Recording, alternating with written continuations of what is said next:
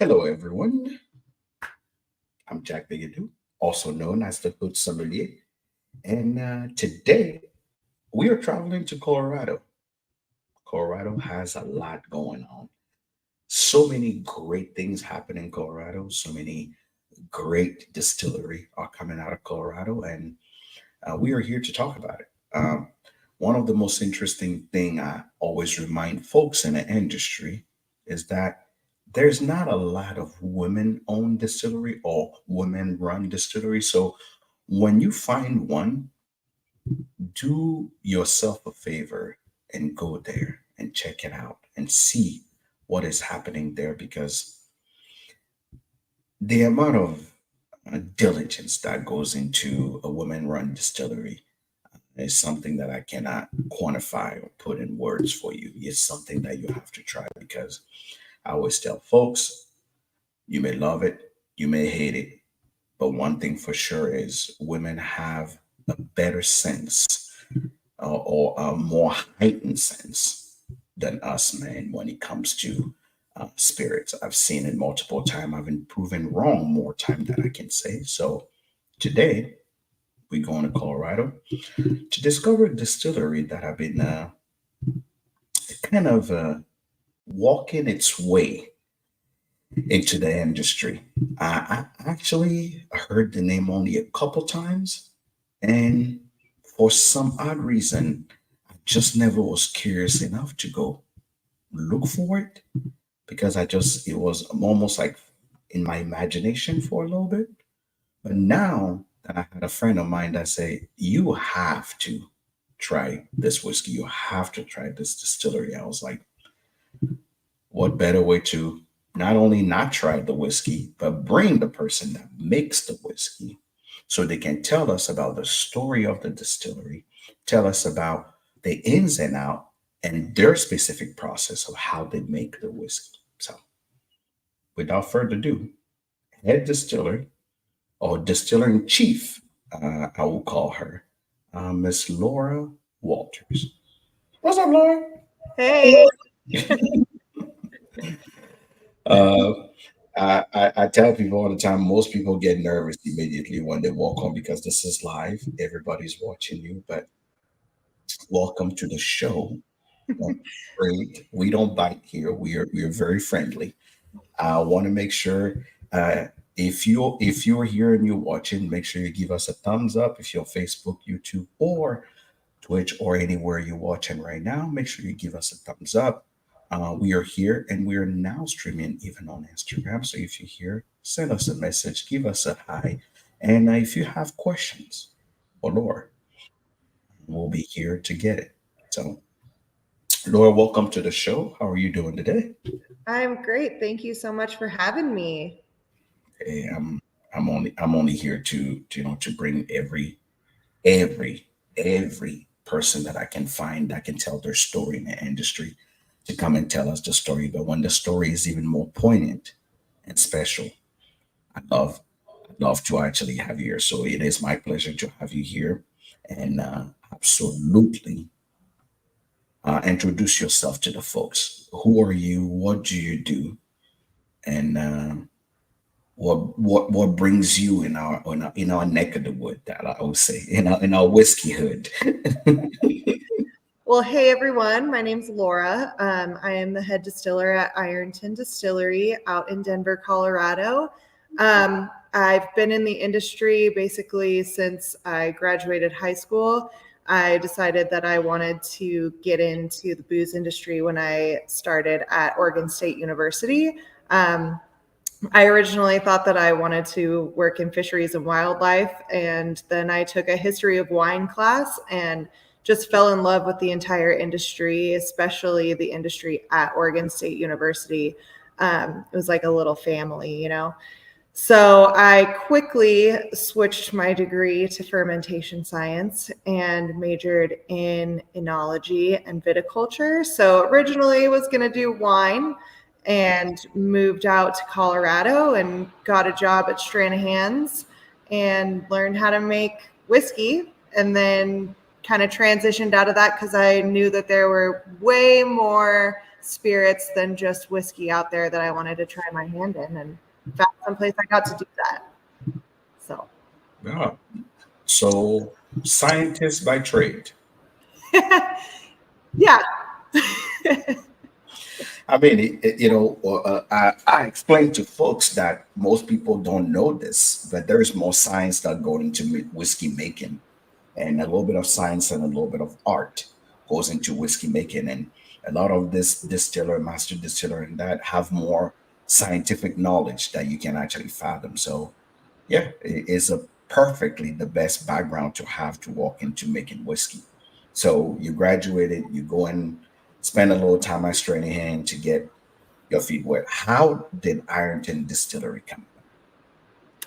Well, our owner, Callan, and her dad were having a conversation one day over some beers, and they really loved the brewing industry. Callan came from a marketing background, and she was like, "Hey, you're retired. You want to come out of retirement and start a brewery?" And somehow roped her dad into this idea that actually formed a distillery later. The brewery scene in Colorado is quite expansive. So they decided to go a different route and try their hand in distilled spirits. And I was, like I said, working at Stranahan's at the time and kind of looking for new avenues. And Callan and I met up for a drink one night, and the rest was history. And we've kind of grown up in the industry together. We became moms together, and it's really just been an awesome friendship and partnership. And yeah, it's been beautiful. That's good. I always loved that. It seemed like exploring Colorado itself, the whole conversation started around beer is always a thing. It seemed like the beer scene in Colorado is a big deal. So many breweries, so many things that you guys have there as far as options um, Yes. for for beer. So I feel like a lot of people always start their thing more into brewery and then switch into into whiskey. At least that's my purview. But um, if you had to describe how you guys started this whole process, did you did you know what type of whiskey you were trying to make? Did you know what is it that you're thinking of, or is it something that say, hey, we just gonna go by the seat of our pants and hopefully we can make it happen? Kind of the second one there. We we kind of wanted to make everything. So the whole concept was to have this amazing tasting room where you could come in and try any kind of spirit that you wanted, um, and really just like discover new things. And as we got going, we kind of realized that that business model might not be the most sustainable because it's really hard to sell, 20 different SKUs of product. So as it went on, we kind of honed in on what we were really good at. So we had a lot of experimentation with a lot of different things. And we are down to a portfolio of, I think, like 12 spirits. So we're still pretty up there. But yeah, it was a lot of just trial and error, a lot of just experimenting with different stuff and having fun with it, which I really loved, especially coming from a place of only making whiskey and then being able to make whatever I wanted was really cool. That's definitely very cool because not knowing sometime maybe the best part of the whole thing. Yeah. I tell people not knowing sometimes maybe the best part of the whole thing, but experimenting and kind of coming to what exactly is it that you want to do, or what you will work. It's actually even more fun. But are you just from what I understand, you guys are not just producing one type of spirit, right? Yeah, so we make right now we've got three different like staple whiskeys. We have a couple gins, we have an aquavit, we've got five liqueurs, a rum, vodka, So we make a lot of stuff. For all of you guys that are watching at this time, not listening but watching, you can see on the screen right now all the spirits that they have, from a coffee liqueur to soju, which is I found to be very fascinating that you guys are making soju, and obviously the other spirit that you have there that we'll get into. But I mean, it seemed like truly experimentation at this time on all the things that you do. Out of all the spirit you're making right now, what are you enjoying making the most? I always love making whiskey. I just think it's so cool that it's such a long process and it's, such a thing to wait for. The anticipation is just what builds it for me, right? But I also love making gin. Gin is a really cool thing to make because every time you go to try it coming off of the still, it tastes completely different. So that is really an art because you've got to get your cuts exactly right. Otherwise, you're going to have a totally different product from one run to the next. It also is a pain in the butt. It's really hard to make. So I like a challenge. But yeah, gin is probably my favorite. All right.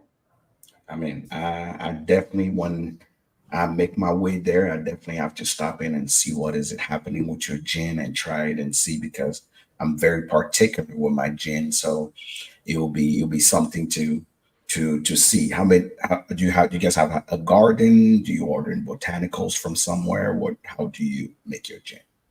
We do a little bit of both. So a lot of our botanicals are going to come from a site called Monterey Bay, just because they've got everything under the sun. But a handful of them are grown in our garden at the distillery. So we use ponderosa pine needles in our gin, which we've got a couple trees out there. We also grow all of our lavender, sage, and rosemary, and we have some juniper bushes in the back as well. So we try to get stuff from our garden, but we're not really going to be growing angelica root and orris root and all that stuff. So, yeah. Okay, perfect. So I just wanted to kind of get the spectrum of what you guys are doing, but let's get to the what I like to call the nitty gritty of what you produce and how you come in the market. Now, if I didn't know Ironton and I wanted to try Ironton whiskey, where would you have me start before I start asking question about what all the nerds are ready to hear, mash bill, all the other stuff? Where would you have me start? Well, I would start everybody on our bourbon. Okay. Bourbon is going to be our most popular of our whiskeys. It's our number one seller all around as the brand. There it is. There she is. So it is made with locally grown corn and rye and barley and wheat. So it's a 4-grain bourbon. We're using blue corn, and we're getting it all from two ladies called the Whiskey Sisters, which is a really important relationship for us because they're also woman-owned, woman-run. So we love them, not just because they're women, but because they make an incredible product. And yeah, so it's not going to be your typical bourbon. It's going to be a little less sweet, I think, a little more nutty, a little more earthy, and yeah, aged Before to before we tell me more, yeah. let's talk about the bottle design. This is Mm, an interesting bottle design. Square, imposing, sent down, but also with a map in the back. yes. Let's talk about it. So that is a topo map of the Ironton ghost town area of Colorado. So it's right outside of Telluride. And that's where one of the places where we draw our name from. Um, Ironton was also the name of the neighborhood that we're in Denver right now. It's now called Rhino, but it used to be called Ironton. So we get our name from both places. We also think that it fits our brand really well because Ironton Ghost Town is an adventure destination. We're all about adventuring outside, getting outside in Colorado. And it's also very industrial. It's an old mining town. We're also in a very industrial area of Denver, which used to be called Ironton. Nice. So if you get lost, just look behind the bottle. Chances are you make your way down. But now let's talk about this. So this is a four grain bourbon, 46% ABV, Yeah. 86 proof. This is the third batch that I'm having. So if you have a different batch in front of you, if you grabbed anything, we appreciate it. I'm sure Ironton Distillery appreciate it. Um, it says age in New American oak, minimum of 2 years. Anything else I need to know that is not on the bottle? um, it's just a really easy drinking bourbon. Part of our whole philosophy is making spirits that are super approachable. People who might not lean towards a straight pour of whiskey would find this an easy drinker. Just a nice, earthy, semi sweet bourbon, I would say. Yeah, earthy. That earthy definitely is a note that I'm getting a little bit of sweetness, but definitely the earthiness actually come through. Are we have a all the mash bills set as one? Is there any blending happening at all when it comes to this product? So, with our bourbon and all of our whiskeys, we have a set recipe for mash bill, and then we do marriages of different barrels in our warehouse. So, we usually take a 3 year and a 3.5 year, two of each, and marry them together. And it's wild what happens sometimes with barrels in a warehouse. One can be in the back row on the left side and one can be just up front, and it would be a completely different whiskey. But when you marry them together, that's how I think we are getting our consistency throughout our batches. Hmm. Mm. I'll have some too. Hmm. Now, the first thing I'm gonna say about your bourbon is, like I said, this is my first original reaction. So never had Ironton. This is my first time. I like to do that because a lot of my audience appreciate that I'm not biased when it comes to things, because this is the best you're gonna get right here. It's, you know, like they say in some neighborhood, it is what it is. That's what it's gonna be. Approachable is definitely the word. I do your really easy drinking coming in immediately. No, not abrasive at all. Now, the spiciness is almost sneaky. That's how I feel about this. The spiciness is quite a little sneaky. Come in the mid palate, tickle you a little bit, and then goes down quite easy. Nothing to go to church about. Just straight, good, balanced. Mouthfeel is great. You can definitely tell there's a little bit of, there's a little bit of wheat here. Give you a good feel. Is lacking a little depth, but it is normal. Is not that old. So obviously it's a younger bourbon. So if you drink the whiskey and start talking smack, relax. The whiskey is only clearly on the bottle. It says minimum of 2 years, maybe a little bit older. But if it's this at minimum 2 years, I'm scared of what's gonna look in 5. Me So the first thing I would say is this bourbon, from my first sip immediately, is probably one of those rare bourbon that have a lot, a lot of potential to literally feel a lot of bourbon in the future. Because if this is what you're producing at the base, everything start with a good foundation. This is a solid foundation. I wouldn't have guessed 3. I would probably give it 4 to 5 years. if you didn't tell me. I Nice. would give it 4 to 5 years. So it says a lot about this bourbon right here.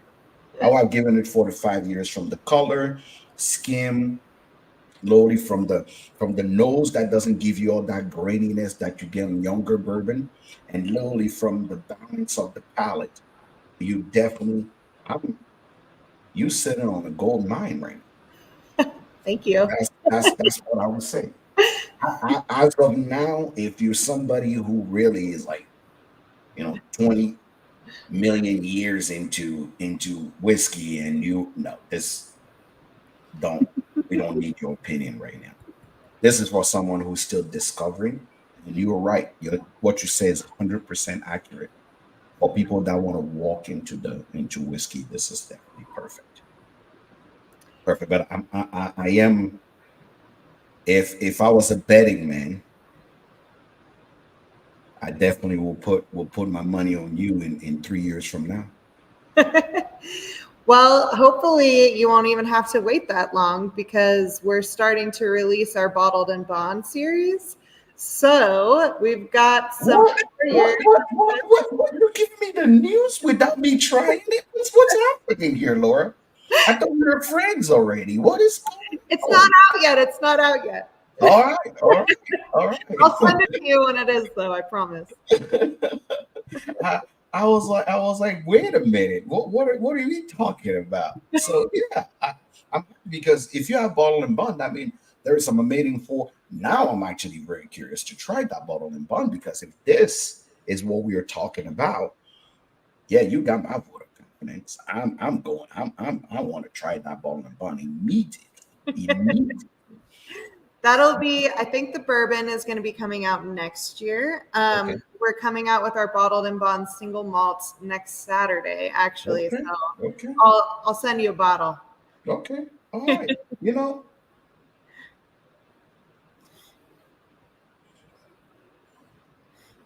also, I'm glad you didn't do the one thing most people do. I call it trying to be an impressive student in a class that have nothing to say, is having the whiskey at a higher proof when they know it is young. What you did here is to bring it at that 43, give it some consistency and some balance. And I respect that, because you know where you are and you're working with what you have to the best of your ability of what you have. And that says a lot. I That says a appreciate lot. that. Thank you. So I honestly, because for me, it's always about being fair. Now, somebody may drink this whiskey and turn around and say, "Oh, it's just too young." Okay, we appreciate your opinion, but for what the age is right now, you have to see the whiskey for what it can become and what it is. I usually like to always clean my glass just to know if your nose still stand. Yep. Don't argue with me. You have to argue with your mom on this one. This is good whiskey. So, so this bourbon, fall grain bourbon, was fall grain an intentional choice or a style that you like? So originally I did it to be like a red, white, and blue bourbon. So Oh, okay.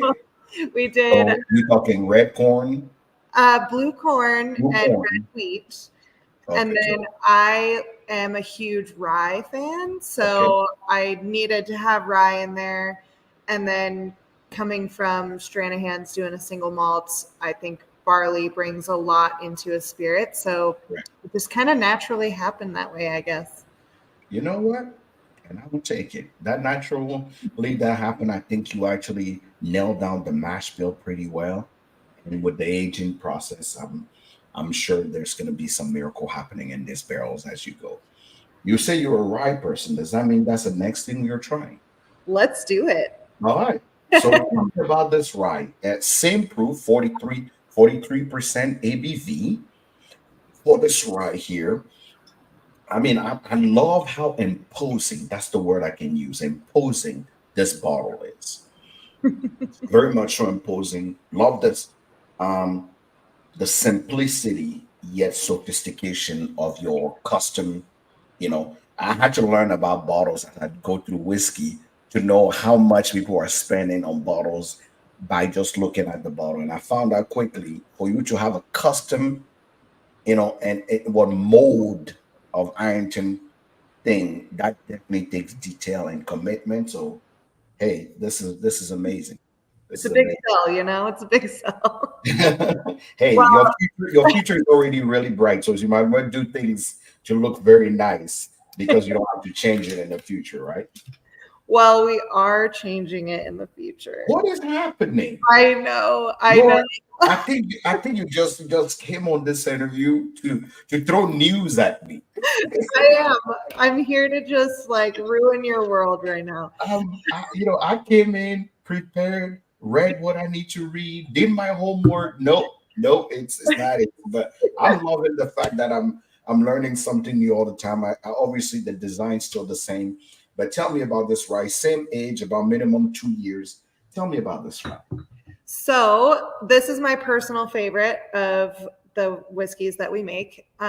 It's going to be a lower percentage of rye, so it's only going to be 60%, and then 40% barley, and 10% of the rye that we're getting is specialty roasted for us to a chocolate toast level by Troubadour Malting. They're up in Fort Collins.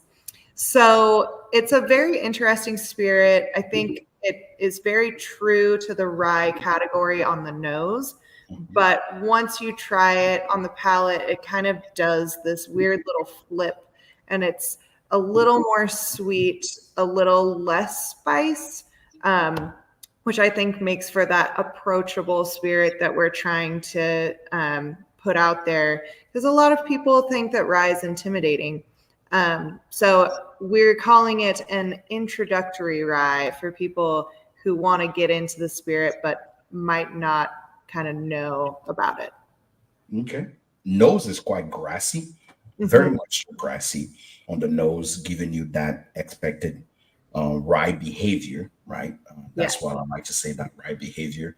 But you don't get a lot of that spice note, that those cinnamon, kind of cinnamon candy notes that come immediately on the Mm-hmm. almost rye. Obviously, this is a younger rye, but so malted rye. Are you adding anything to? Are we having some corn here? Nope, no corn. It's just rye and barley, and all the rye is coming from the Whiskey Sisters again.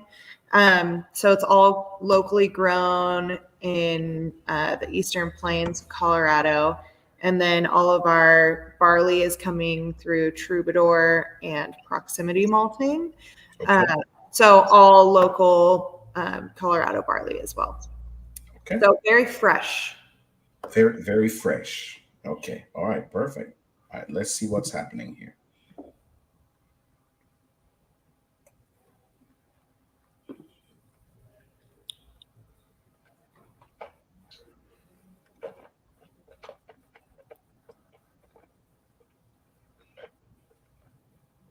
Very curious to hear what you think about this one.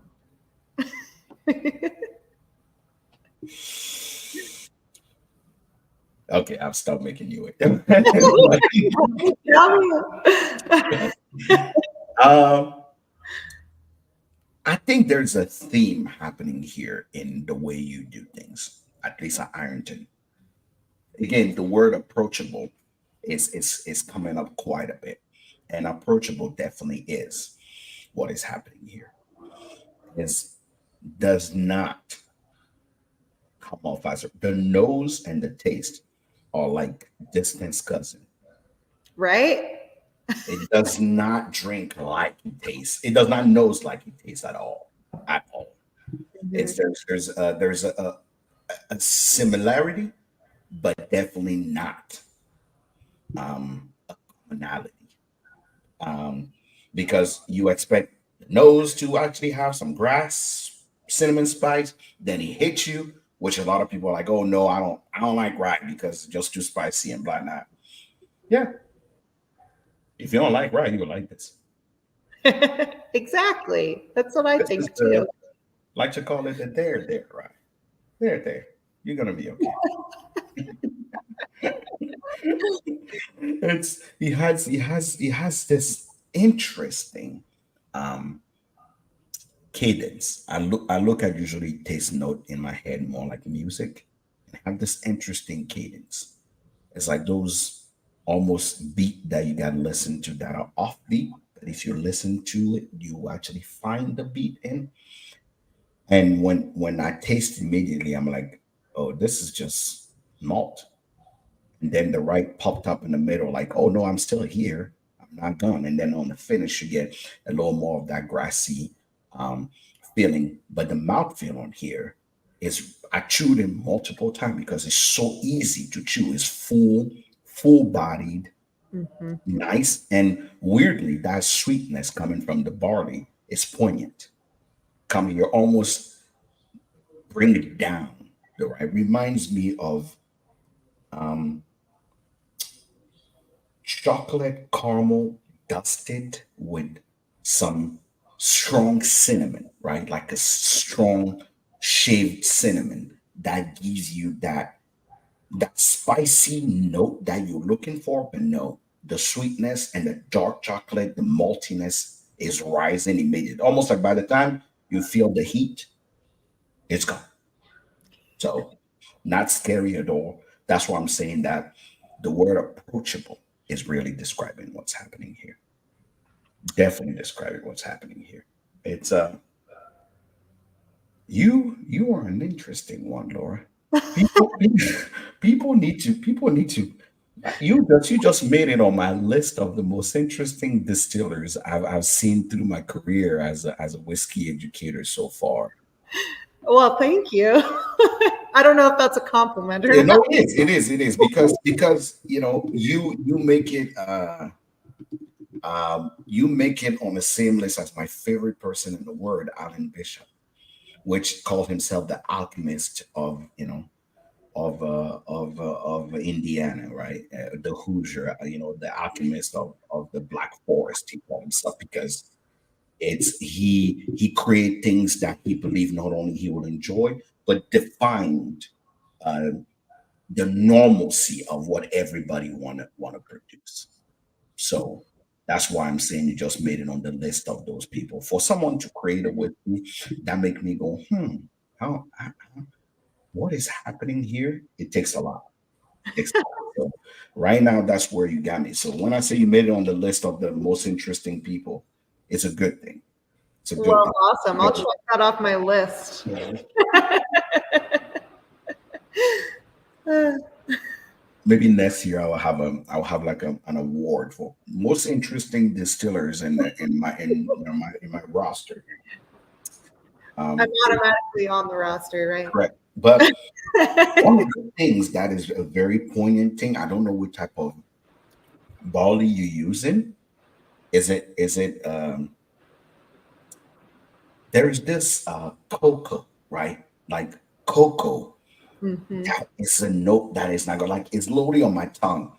I don't know. There when I was a kid, we you would go sneaking in some cocoa powder because we used to put it in water to make and then or in milk to make your milk chocolate. So Yeah. that cocoa powder, like they call it the baker's powder, cocoa powder, that's that feeling on my tongue after drinking this rye. That is excellent. You don't find it a lot in malted rice, but when you find it, it's such a good note to have. So yeah, Yeah, I think that chocolate is really just the amount of roasted rye that we use. And I had never worked with roasted rye before now. And I think it just comes through so nicely in the spirit. I love it. It's my favorite one by far. that is something that really sets um this spirit aside. It really is one. And for all of you guys that are wondering right now, I'm going to display the three spirits that actually make Ironton here. Those are the three spirit, and I showed the bottle, but just take a look at this beauty right here. And you know, and obviously these are the three expression that we are tasting right now. But when I tell you this rye is gonna be again, so you are announcing something that the The expression coming Saturday is this expression, but bottle and bond. It's actually going to be our single malt. Okay. Yeah. So it's going to be the next thing we're trying. It's going to be the next one. Great segue. Great segue. The next one we're trying. So you didn't call it. You call it American straight malt whiskey. I'm very curious on why you did not use the expression single malt. So you're not allowed to with the TTB right now. If you want the straight distinction, you can't call it a single malt. You have to call it just a malted whiskey, a straight malt. If you want to take the straight distinction out, you can call it an American single malt, which I have our bottled and bond, which is the American single malt. Same recipe. I wouldn't know, Laura. I wouldn't know. I'm sorry. I will send it to you, I promise. But yeah, so TTB was just like, nope, can't do it. But so you can so what you to explain, you can either call something an American straight malt whiskey or an American single malt whiskey, but you can't do both. You can't do both. And we wanted the straight distinction on there because straight means that it's a minimum of 2 years aged. But looking back, I think I would rather have it be an American single malt just because, it is a really cool category that's new to the whiskey world. And it's the new kid on the block. What's that? The new kid on the block. It's the new kid on the block. And we're fighting really hard to get it as a class with the TTB. And we're almost there. So eventually you'll be able to call it a straight single malt. Eventually. So tell me a little bit about this single malt. Again, 43 seemed to be the magic number at Ironton. Yes. Everything is at 43. Now, before we get into this, is it deliberate? Why 43? Or is it Laura's magic number? I want to know. It is my magic number, yes. Okay. I think that 43 is just a really good balance between having that whiskey kind of shine through in a cocktail and be able to stand up on a rock, still getting that like dilution with rock, with the rock melting and still having the whiskey, hold its own, but also not shocking your palate by having too high of a proof. We also come out with cask strength products as well, but I wanted our staple products to be a nice, approachable, easy drinking whiskeys that you don't necessarily need to put a rock on because it's the perfect proof. It's Goldilocks, honestly. Okay. All right. And tell me a little bit about this mash bill. Are we talking 100% malted barley? What are we talking? Yes, it is 100% malted barley. It's going to have a little bit of caramel and biscuit roast levels in there as well. So a little bit of specialty malt rounding it out. But I feel like our single malt really shines through more on the fruity side of things. Barley has a lot of natural fruity character to it. And our single malt, I think, during the fermentation process just creates a lot of acetic acid, which creates more fruity character in your end spirit. So we always call this one our porch pounder. It's a summer drinking whiskey. If you think about a whiskey you want to drink in the summertime, this is your go-to, I think.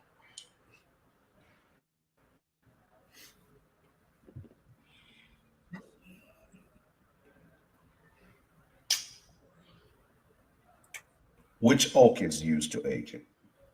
So it's going to be New American Oak, and all of our barrels are going to be char 2. That's an interesting choice too. Yes, we chose that, or I should say I chose that because I really wanted the grain to shine through a little more. Um, we're toying around with upping the char level for our bourbon moving forward, but right now it's just we get such good grain. We get, local grain from these amazing places, and we want it to shine through in the product. So Okay. Your choices, French people call the word stupefait, meaning is it intriguing yet surprising? Like it's always like what?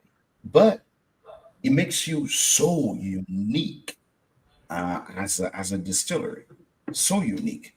Char two, I don't hear that often. I really don't. Three, four every day. But mhm. I guess Laura is different.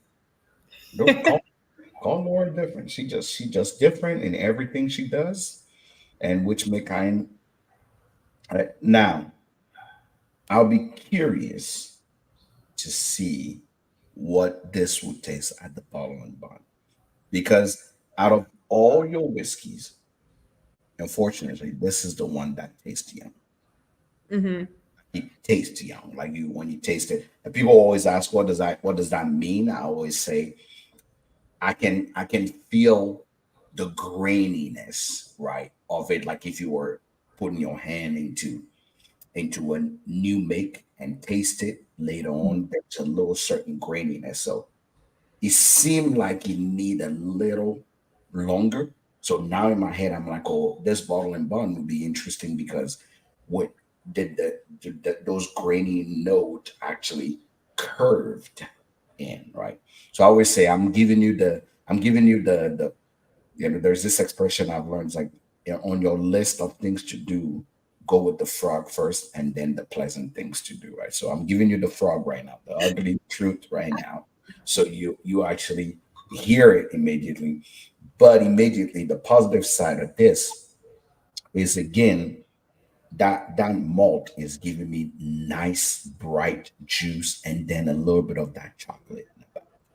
I wanted more. That's really what my palate wanted, a little more of that. So but instead of more, I was getting a little bit of grain, which is normal because it's not that old. People don't understand. Single malt sometimes needs time. Yeah. That's all it needs. It could be the best product you created out there, but if you don't give it time to, especially on a chart too, right? Because I feel like some people cheat a little bit. They try char four, char three, char four, which actually obviously give more of those caramel note quickly to your single malt, make it easier. So 2 out of 3, that's what you get from me. So that's where I stand as far as favorites are concerned, and you know that's what I have to remind people is I keep it real and I keep it simple. I'm fair and balanced. It has, again, approachable is the word that at this interview, the communal, the commonality, the tip top word that comes when he say Ironton equals approachable. That's what I'm going to remember out of this whole interview. If you want something that is approachable, that you can enjoy, if you don't want anything abrasive at all, Ironton is the choice on all levels. Now, I haven't tried your gin yet, so I can't vouch for that. But but but definitely as a whole, I definitely the rye, the bourbon get high praise on me. The American single malt, I really want to try that bottle and bond because it need a little more to change my mind. It's like that redheaded stepchild I have to put on the outside of that house. Man, I'm really sad we ended with that one. We should have Mhm, started with that and really like built up. mhm.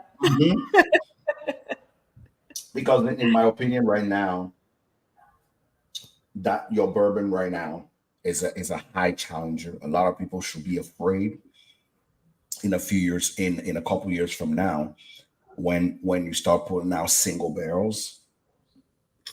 Yeah, they should be afraid because that bourbon is actually going to shake some boots. Absolutely. The rye is gonna actually is definitely one of those rye that would disturb a little. And I think your choices are doing really well on this. I love disruptor. Industry disruptors are amazing, and you are one of those. That's why I say you make a special list on things that are actually on my distillery, because if you whiskey, as I mentioned often, can get boring really quickly because it's the same thing. Everybody's trying to do the same thing. But when you get those disruptors like you that are almost going against the grain to create something particular, some may work, some may not, but at least it is different and new. And that's where I am right now. You made a fan out of me.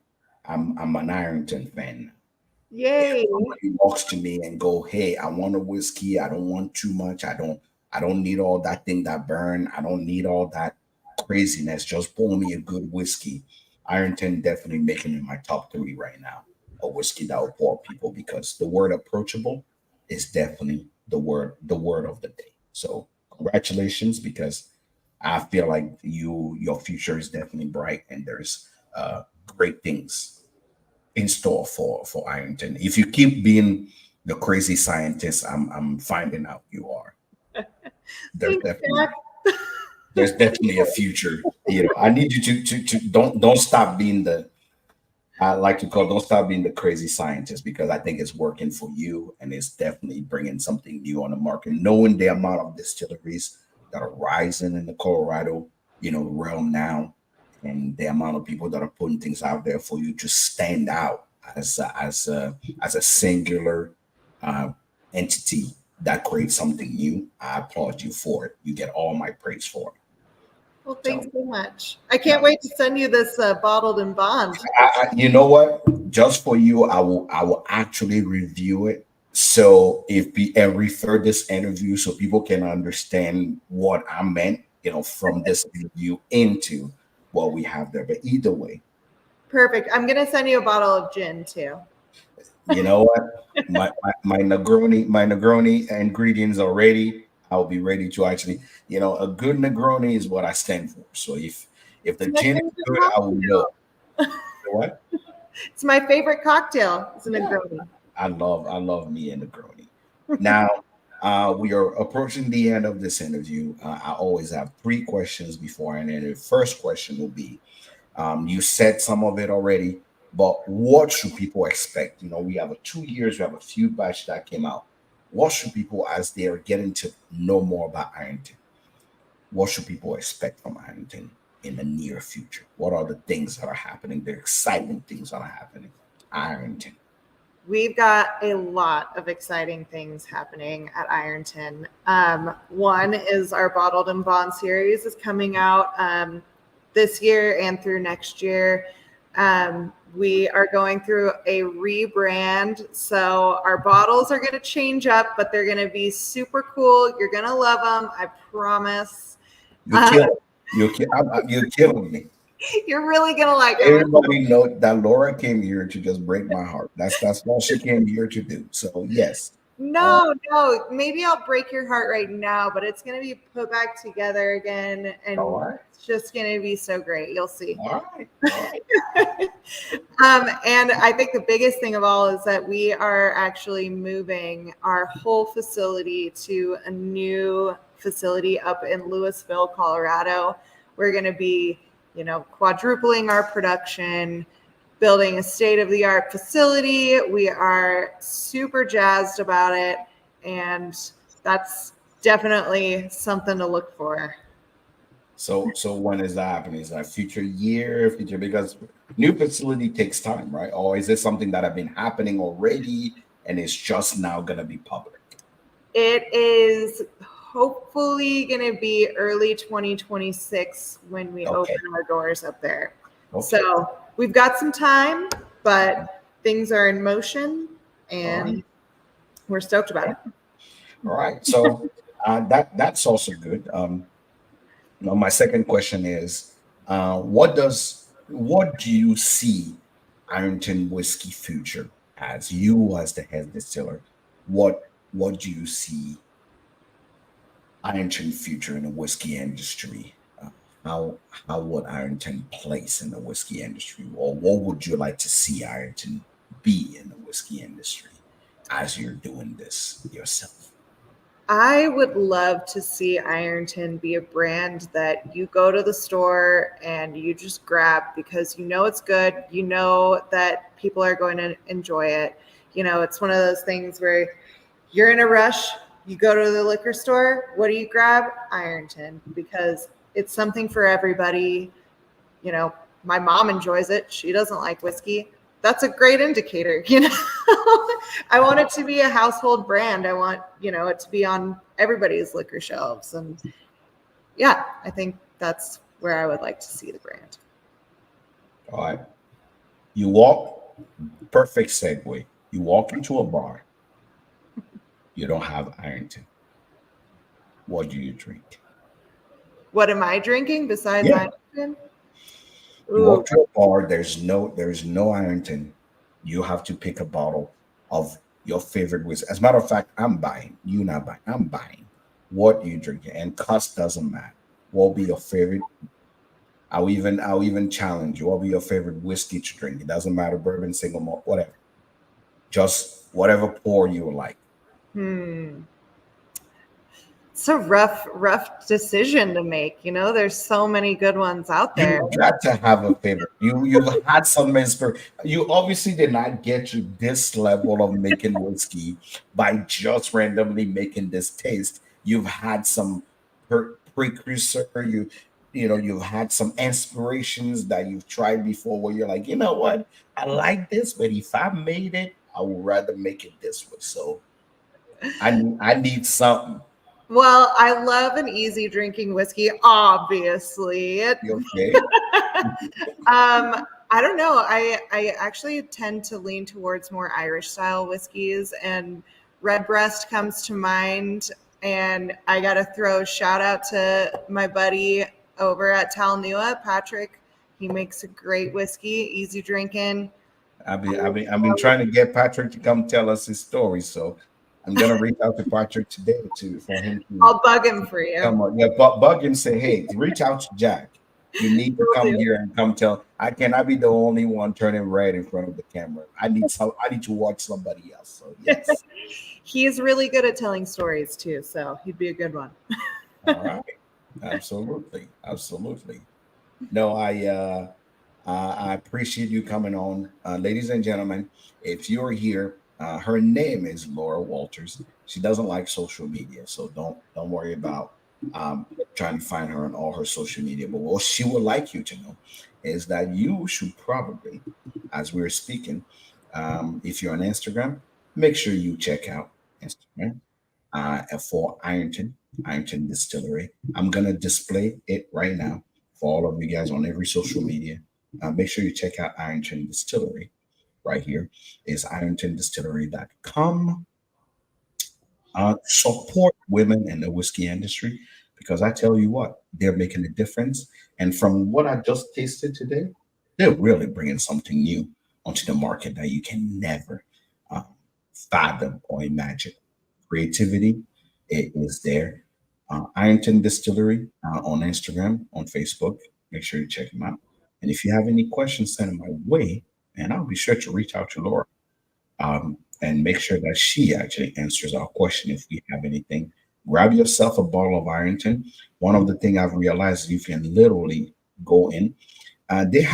You can visit there. So if you ever in the state of Colorado and you land in the beautiful airport, Denver, I need you to look up where can I get Ironton.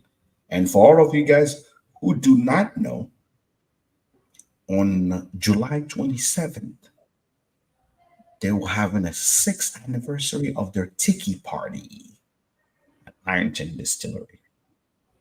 I don't know what you're doing, but if you're anywhere in Colorado, that's where you should be that Saturday. Having their tiki party and enjoying things. But they make more than one thing, and they have also other expression like that they release randomly. Coffee cast finish. They have a couple special project they work on beside the three expression that we've tried here. So the only way you get to try some of their thing is you got to stop by the distillery now and see. And for all of you guys that are watching right now, this is not 100% true yet. But if you live in Colorado and you're around in October, there may be some special news coming from me of something that may happen at Ironton. So just stay tuned. Make sure you follow their social media. And if you don't follow me yet, I feel sorry for you. It's Hood Sommelier on on Facebook, YouTube, and everywhere else. Laura, thank you so much for coming on the show. I appreciate you being here. Thank you for being here. This is now your house. It's now your hood. You're part of my hood now. And if you ever have anything to say or anything that you want the people to know, all you have to say is like, Jack, I'm coming back to the hood. I have something to say. Bring me on. So put me in, coach, so I can actually tell the folks something. So this is now your house. Thank you so much for making time. Thank you so much for being here. For all of you guys watching, thank you so much for being here. And if you're watching the recast, remember to make sure you follow Ironton. Make sure you follow Ironton on all their social media and follow the website. You can actually literally sign up for the newsletter is irontondistillery.com. Thank you all for being here, and we'll see y'all